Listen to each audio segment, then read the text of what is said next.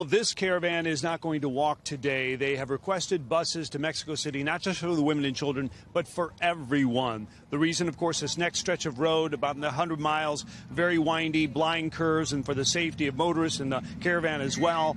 It's 2 lanes in some areas. They say we need those buses. There was also an election here last night. The caravan itself electing 6 people, 3 men, 3 women from the caravan to represent them with the Mexican government going forward, whether they're going to stay here in the terms of that or transportation to the border. Also, the caravan is shrinking from 7 to probably now below 5,000. Some people think it's too slow. There are medical issues. Some have taken the train.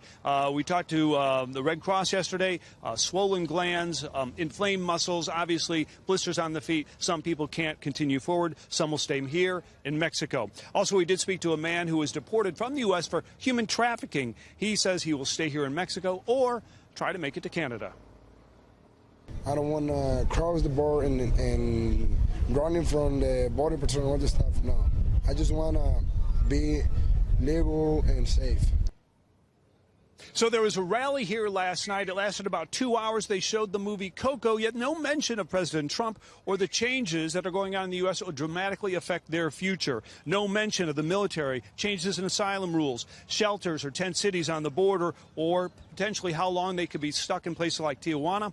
This Trump moments ago from President Trump, quote, many more troops coming. We will not let these caravans, which are also made up of very bad thugs and gang members, into the U.S. Our border is sacred, must come in legally, turn around. That information is not being shared with them. Also, Bill, you mentioned other caravans. Indeed, there is one right now in Tapachula where we were 10 days ago, about 2,000. There's another caravan on the Guatemala-Mexican border on the south side in Tecunamán, about 2,000. And finally, that caravan is waiting for a third coming up through El Salvador. So, Bill, the way it is here, I want to share with you very quickly a comment I just got from 2 Honduran immigrants who were leaving town. They said it's just very stressful in here, fights over food.